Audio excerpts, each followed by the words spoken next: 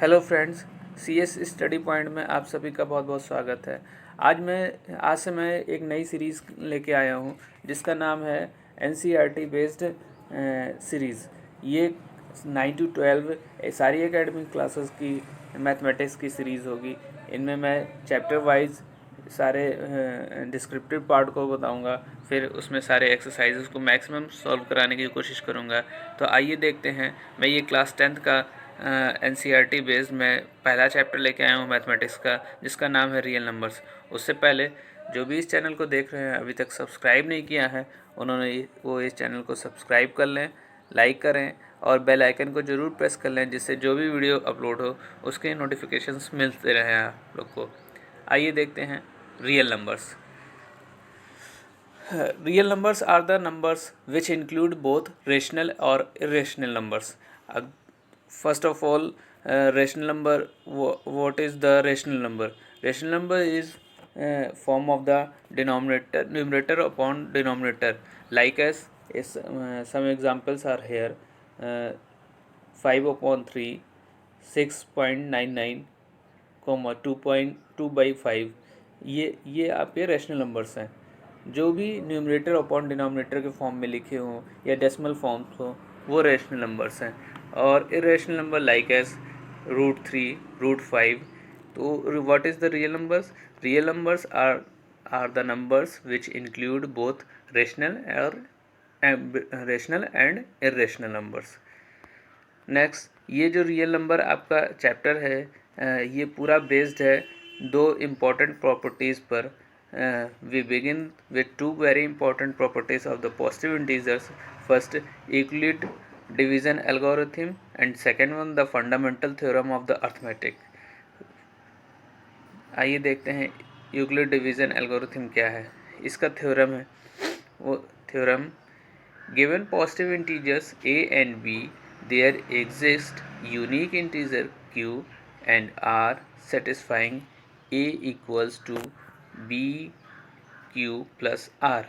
अभी इसी प्रॉपर्टीज़ को मैं आगे अभी कैसे यूटिलाइजेशन होगा पूरा मैं बताऊंगा। अभी यूक्लिड डिवीज़न जो एल्गोरिथम है is based on this lemma. ये लीमा क्या है? a equals b Q plus r. A lemma is proven statement use for the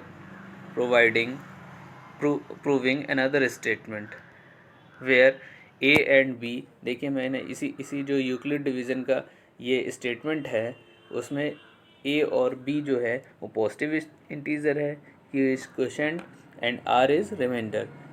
ये क्वोशेंट और रिमाइंडर्स आपके दोनों ही होल नंबर्स हो सकते हैं, और q and r can also be zero.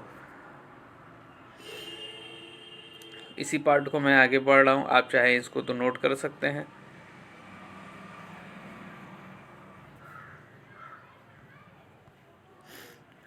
Euclid division algorithm is a technique to the highest common factor of two given positive integers. जो Euclid division algorithm है, जो थ्योरम है, ये अभी मोस्टली जो इसका यूटिलाइजेशन है वो हाईएस्ट कॉमन फैक्टर को फाइंड आउट करने में होता है। जब भी दो पॉजिटिव इंटीजर्स दिए होते हैं, अगर उनका हाईएस्ट कॉमन यानी HCF हाईएस्ट कॉमन फैक्टर जो है, अगर हम यूक्लिड डिवीज़न एल्गोरिथम से यूज़ करते हैं तो इसी इक्वेशन से यूज़ करते हैं a equal b Q plus r, जो कि स्टेटमेंट है यूक्लिड डिवीज़न एल्गोरिथम का। नेक्स्ट देखिए, मैंने एक एग्जांपल के थ्रू इसको समझाने की कोशिश की है। एक एग्जांपल है: find the highest common factor यानी HCF of the integers 455 and 42। देखिए, इसका सल्यूशन मैंने स्टेप वाइज लिखा है, आप भी देख सकते हैं एकदम। Firstly we use the Euclid lemma to get. अब देखिए क्या है यूक्लिड लीमा एल्गोरिथम। मैंने ये इधर लिखा है राइट साइड में, a equals to B Q plus are. ये इक्वेशन है यूक्लिड लीमा का एल्गोरिथम का। अब देखिए, मेरे पास दो इंटीजर्स हैं 455 एंड 42। अब 455 को मैं 42 से डिवाइड करूँगा। मैंने इस डिवीज़न को राइट साइड में दिखाया भी है। देखिए, 42 को मैं 455 से 55 को डिवाइड कर रहा हूँ, तो ये 10 टाइम्स जा रहा है, वो 10 टाइम्स 420 हो गया। कितना रिमाइंडर बचा है यहाँ पे? 35। अब देखिए, ये q यहाँ पे आ गया, यानी क्वोशंट यहाँ पे कितना आ गया 10, और रिमाइंडर की वैल्यू कितनी होगी 35। हम इसी प्रोसेस को तब तक करते रहेंगे, repeat and repeat, repeat and repeat, जब तक रिमाइंडर की वैल्यू 0 नहीं हो जाती है। तो next, now the divisor is 42 and remainder is 35। अब 35 से हम जो यहाँ पे डिवीज़र था उसी को फिर से डिवाइड करेंगे। Again apply the division lemma to get 42। देखिए मैंने इधर राइट साइड में फिर दिखाया है, 35 से मैं 45 को डिवाइड कर रहा हूँ। फर्स्ट वन टाइम गया 35, रिमाइंडर इज़ आर, हाँ रिमाइंडर इज़ 7, मैंने लिख दिया r equal to 7। Again divisor क्या हो गया हमारा, अब 35 हो गया, रिमाइंडर क्या हो गया 7 हो गया। एंड फिर मैं फिर से उसको अप्लाई करने जा रहा हूँ, apply the division lemma to get. अब हमारा क्या हो गया, अब जरा सा यहाँ से ध्यान दें, अगर हमारा डिवीज़र 35 है और रिमाइंडर 7 है, अगर हम 7 से 35 को डिवाइड कर रहे हैं तो फुली वो पूरा चला जाएगा, यानी 7 5 से 35 और रिमाइंडर क्या हो जाएगा 0। Now the remainder has become 0। अब we can not proceed further, यानी अब हम उसको आगे नहीं करेंगे, जब तक हम तब तक करेंगे जब तक रिमाइंडर की वैल्यू 0 नहीं हो जाएगी। यानी हम 7 से यहाँ पे हमने इसको डिवाइड किया था, यानी hence the HCF of 455 and 42 is 7 ही यहाँ पे डिवीज़र था, यानी जो लास्ट का डिवीज़र होगा वो हमारा क्या हो जाएगा, उसी का HCF हो जाएगा। इस क्वेश्चंस को आप अगर नोट करना चाहें तो मैं आपको नोट कर सकते हैं।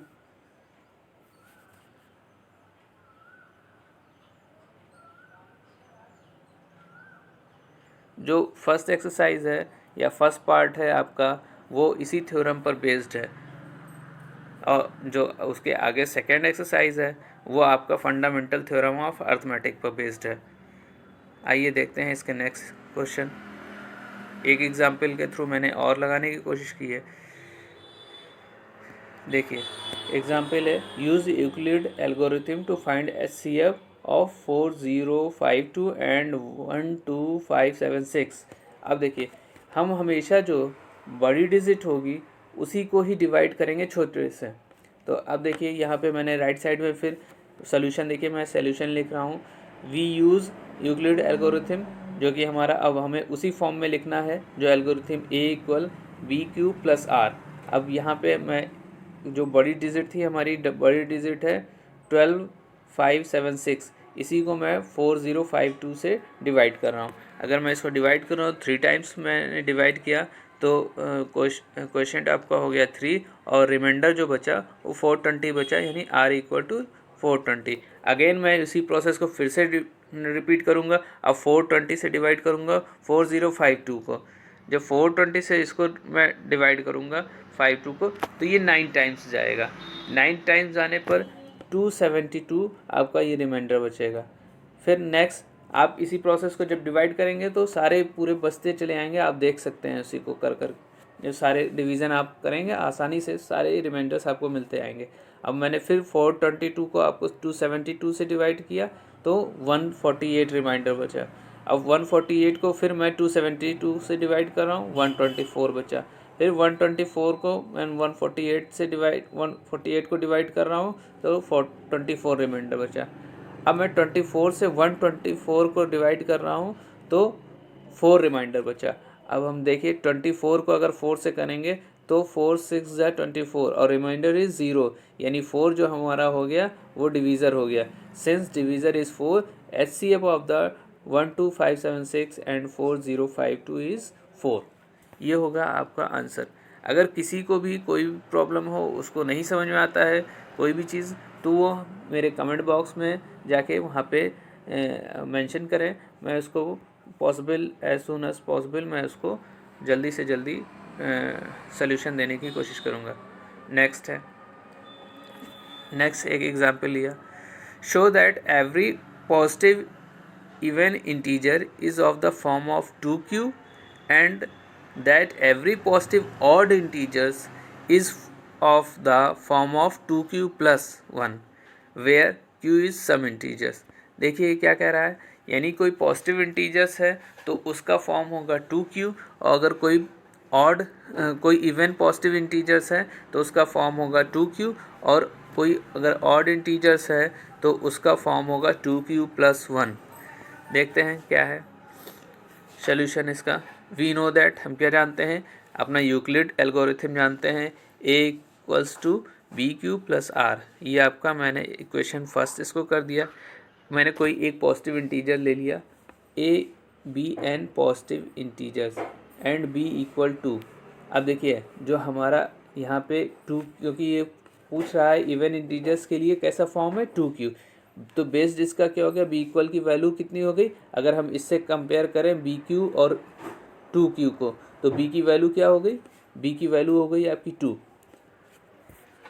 नेक्स्ट, अब हम इसी b इक्वल्स टू 2 को अगर हम पुट करते हैं फर्स्ट में, तो फ्रॉम फर्स्ट क्या हो जाता है, a equals to 2q plus are.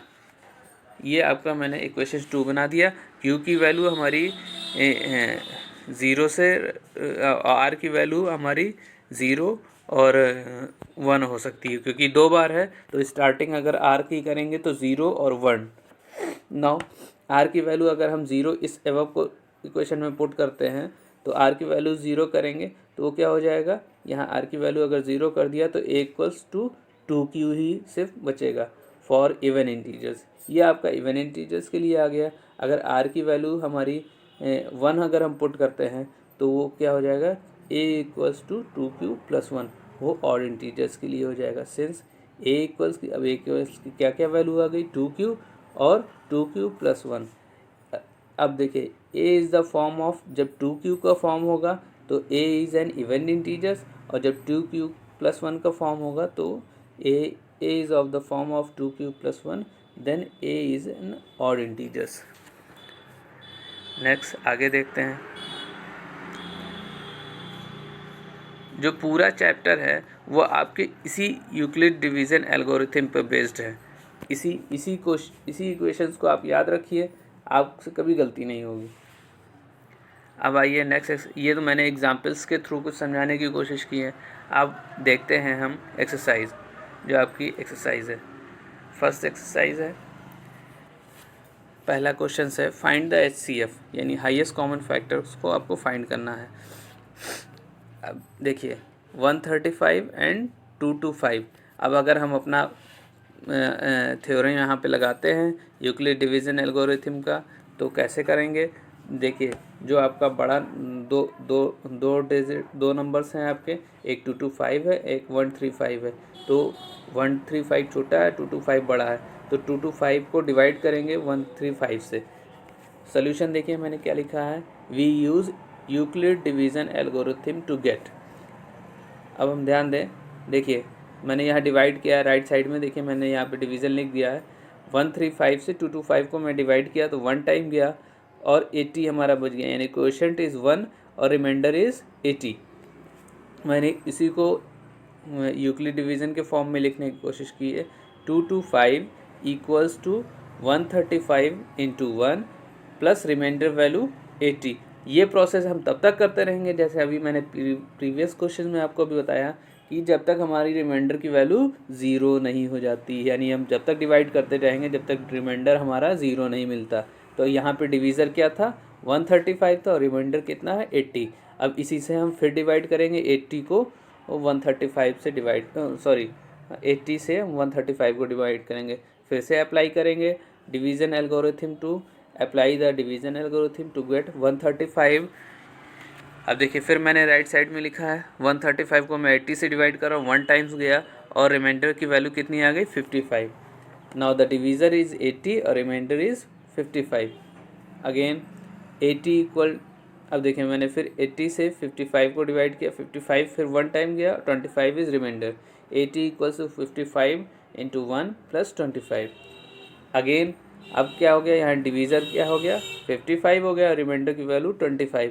अब फिर मैं 25 से 55 को डिवाइड कर रहा हूँ, 2 टाइम्स गया 50, तो again divisor is 25 and remainder is 5।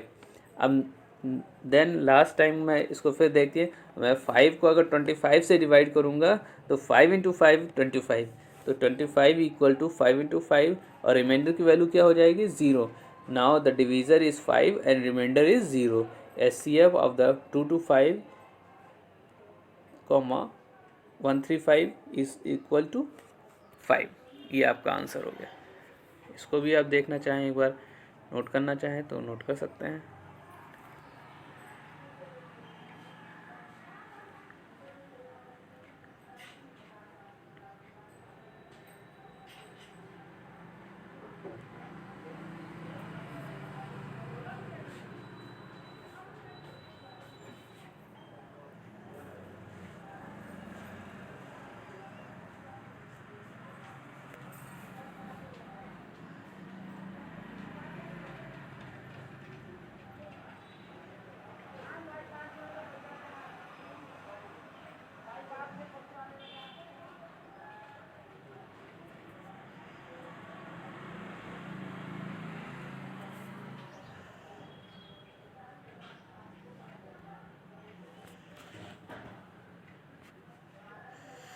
देखिए अब इसके बाद मैं नेक्स्ट क्वेश्चन इसी का है 1963822 अगर हम यहाँ से इसको डिवाइड करते हैं।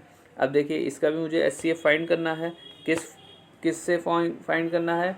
मैं इसको यूक्लिड डिवीजन एल्गोरिथम से HCF फाइंड करना है। Solution is we use Euclid division algorithm to get what is get. देखिए यहाँ पे आपका जो बड़ी डिजिट है वो 38220 है एंड 196 आपकी छोटी डिजिट है। अब देखिए मैं यहाँ पे मैंने इसको डिवाइड किया है।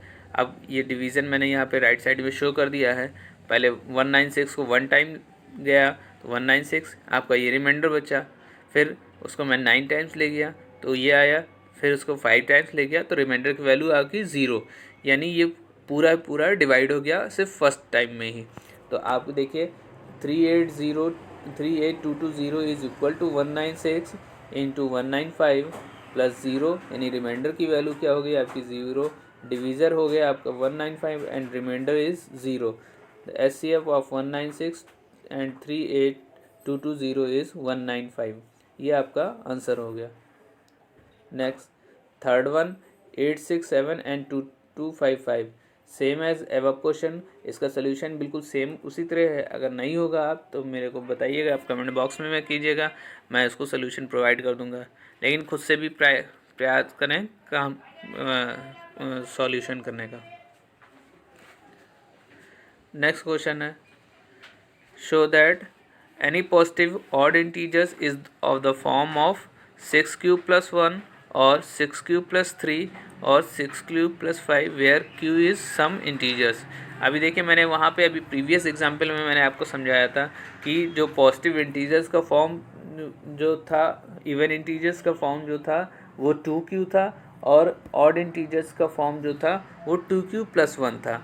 अब यहाँ पे उसी को हम आगे देख रहे हैं। b की वैल्यू वहाँ पे आपकी 2 थी, यहाँ पे b की वैल्यू आपकी 6 हो गई, तो 6q + 1। नेक्स्ट अब ये देखिए ये ऑड इंटीजर्स है इसलिए 1 3 5, ठीक है। 6q + 1 6q + 3 6q + 5 where q is some integers.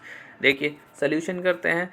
We use the Euclid algorithm. क्या है Euclid algorithm? a = bq + r। इसको मैंने इक्वेशन फर्स्ट कर दिया, ठीक है।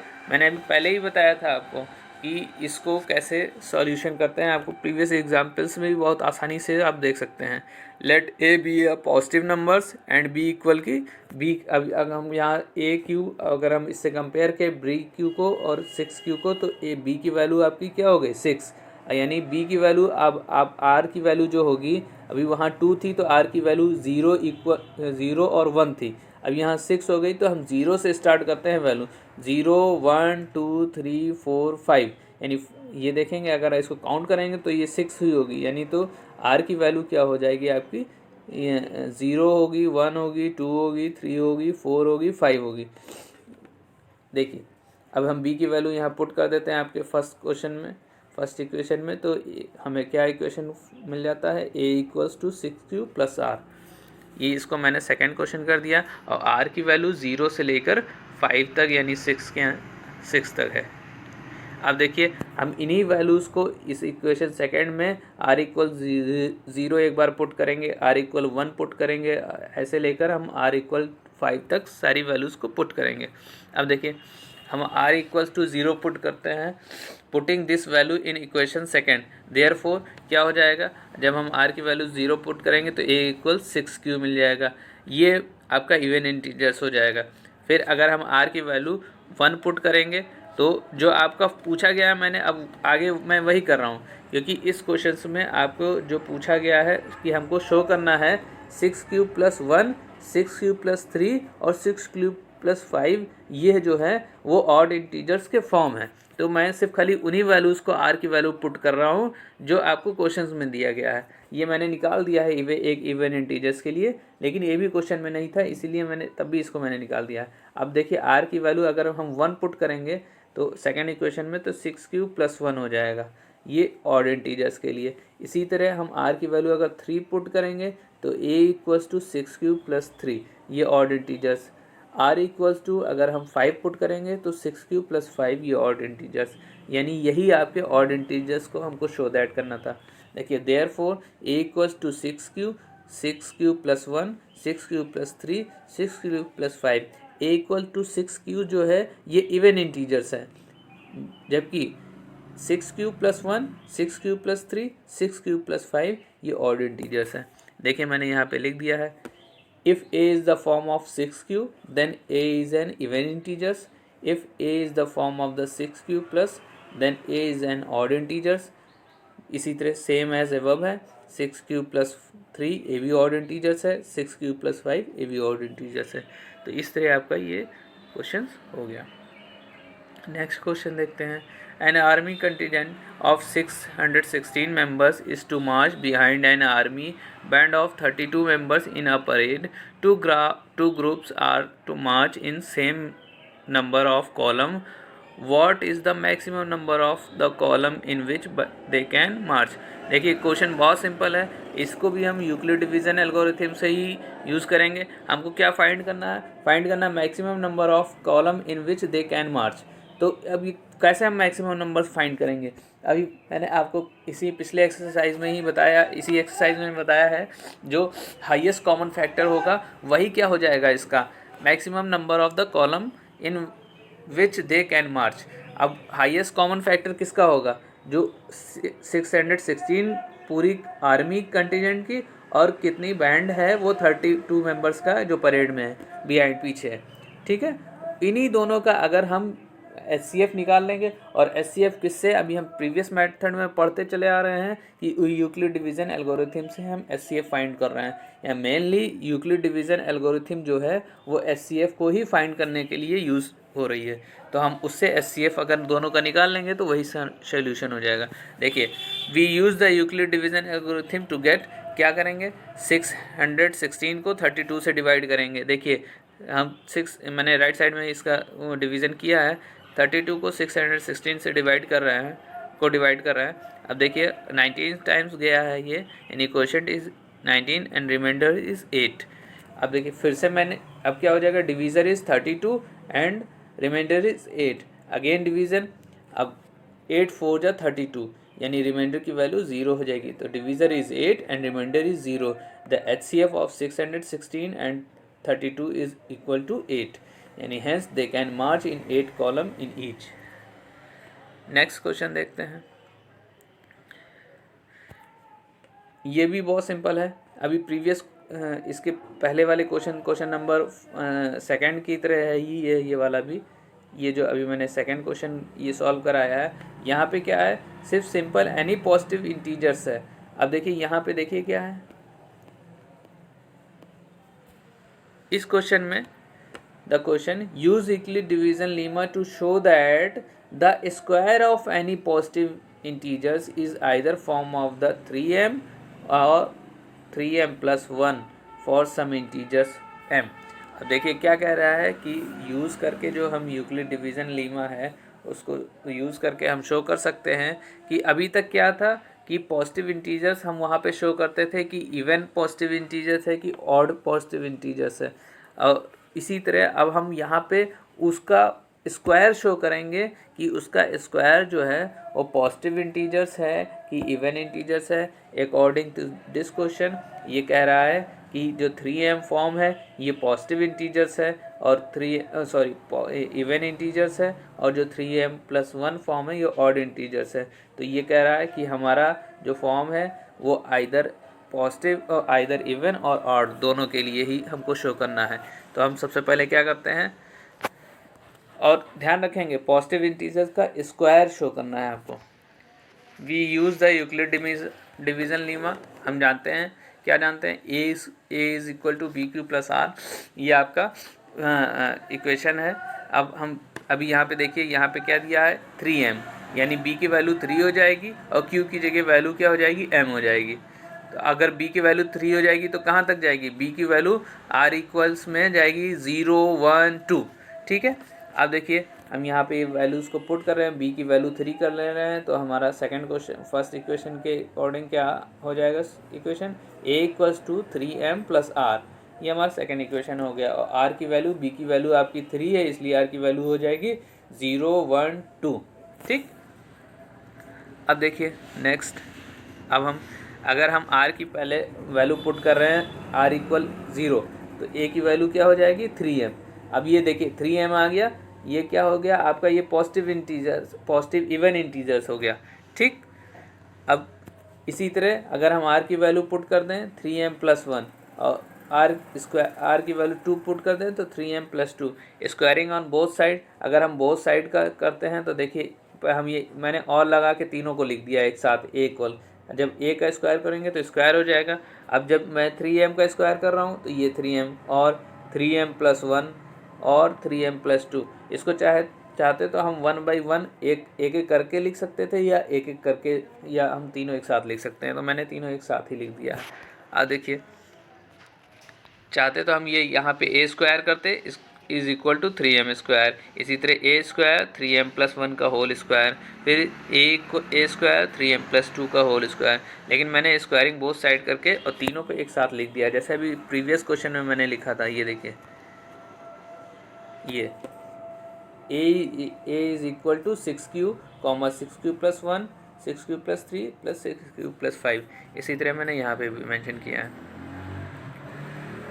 अब मैंने स्क्वायर कर दिया, स्क्वायर को ओपन किया तो 3 का स्क्वायर 9 हो गया, 9m स्क्वायर, ये हम 3m+1 का होल स्क्वायर है, यानी यहाँ के लिए एक फार्मूला लगेगा। कौन सा फार्मूला होगा, जो कि हम बहुत प्रीवियसली पढ़ चुके हैं इस फार्मूले को, यानी a+b का होल स्क्वायर। a+b का होल स्क्वायर क्या होता है, a square + b square + 2ab। इसी से हम इसको एक्सपेंड करेंगे। अब देखिए क्या है, तो 3m का स्क्वायर +1 का स्क्वायर +2 × 3m × 1, यानी 2 × ab। इसी तरह सेम एज ए भी है, 3m स्क्वायर +2 स्क्वायर +2 × 3m × 2। अब देखिए 9m स्क्वायर हो गया, 9m स्क्वायर +1 + 6m और 9m स्क्वायर +4 + 12m। अब देखिए हमको फाइनली इससे करना क्या है, हमको इसको फॉर्म वही शो करना है जो हमें पहले मालूम है। हमें फॉर्म शो करना है 3m और 3m+1। अगर इस 3m+1 इसका आगे का भी सेकेंड रखेंगे, अगर हमें आगे का भी करना है तो 3m+, अब यहाँ पे 3, अगर हम इवन करेंगे तो 3m+2 हो जाएगा, ऑड करेंगे 3m+3 हो जाएगा। तो देखिए, अब देखिए इसी को मैंने फिर से आगे इसी 3m, अब मैंने इन सब में 3 कॉमन कर लेंगे। अगर हम 3 कॉमन करना चाहेंगे तो कैसे करेंगे, देखिए ये तो 3m स्क्वायर, मैं इन दोनों में 3m कॉमन कर लिया, 3 कॉमन कर लिया, तो ये हो जाएगा 3m स्क्वायर, ये 3 2 6, यानी 2m स्क्वायर +1, इसको पीछे रहने देते हैं। हम इन्हीं m वाले में से ही 3 कॉमन कर रहे हैं, m वाले में से ही 3 कॉमन कर रहे हैं, तो ध्यान रखिएगा इस बात का। अब देखिए, अब यहाँ पे मेरे पास डिजिट जो 1 थी, इसमें से हम 3 कॉमन नहीं कर सकते थे क्योंकि ये छोटा है। लेकिन अब यहाँ पे अगर हम देखें 9m स्क्वायर + 12m + 4, अब यहाँ 3 से ये ग्रेटर है 4, यानी हम इसको एक काम कर सकते हैं। देखिए इसको हम कैसे लिख सकते हैं, 9m square + 12m + 4, 9m square + 12m, और 4 को हम क्या लिख सकते हैं, 3 + 1। तो 3 + 1 को जब हम ऐसे लिखेंगे तो हम इसमें से अब 3 कॉमन कर सकते हैं। अब ध्यान से देखिएगा, तो हम 3 कॉमन किए तो 3m स्क्वायर हो गया, 3 4 = 12, 4m हो गया, और 3 1 = 3, यानी 3 कॉमन हो गया। इतने पार्ट में से 3 कॉमन हो गया और लास्ट में 1 लिखा रह गया। ठीक, अब जरा देखिए ये जो फॉर्म है ये हमारा वही फॉर्म है, इज़ एन इवन इंटीजर का फॉर्म है। देखिए 3m स्क्वायर जो था इवन इंटीजर का फॉर्म है, ये हमारा इवन ऑड इंटीजर्स का फॉर्म है, और इन्हीं दोनों को ही हमको प्रूव करने के लिए कहा गया है। 3m और 3m+1 यही हमारा फॉर्म था जो हमको प्रूव करने के लिए कहा गया था। एक इवन है, आइदर इवन और odd, hence it can said that the square of the positive integers is either form of 3m+1। देखिए ये फॉर्म 3m है और ये 3m+1 है। ये आपका सोल्यूशन हो गया। नेक्स्ट 5th क्वेश्चन है। 5th क्वेश्चन बिल्कुल सेम है जैसे अभी इसमें कहा जा रहा है। अभी यहाँ पे इसमें स्क्वायर कहा गया है पॉजिटिव इंटीजर्स का, इसमें जो कहा जा रहा है इस क्वेश्चन में क्यूब कहा जा रहा है। क्वेश्चन नंबर 5th है, use Euclid algorithm to show that the cube of any positive integer is the form of the 9m+9m+1 और 9m+8। यहाँ पे b की वैल्यू क्या हो जाएगी, 3 हो जाएगी, सॉरी b की वैल्यू यहाँ पे 9 हो जाएगी, मेरे से मिस्टेक हो गया है, ये b की वैल्यू 9 हो जाएगी और यहाँ पे r की वैल्यू 0 to 9 हो जाएगी। इसी तरह हम इसको भी सॉल्व करेंगे। और अगर पूरा सेम क्वेश्चन है, इसलिए मैं इस क्वेश्चन का सोल्यूशन नहीं दे रहा हूँ, इसको आपको करना है, ये एज अ होमवर्क भी है आप कह सकते हैं। अगर जो बच्चे नहीं सॉल्व कर पाएंगे वो कमेंट बॉक्स में कमेंट करेंगे तो मैं इसका सोल्यूशन भी प्रोवाइड कर दूंगा। तब तक के लिए थैंक यू। बहुत जल्दी ही नेक्स्ट सीरीज़ आपकी नेक्स्ट एक्सरसाइज बहुत जल्दी ही आपके लिए लेके आऊँगा। तब तक के लिए थैंक यू।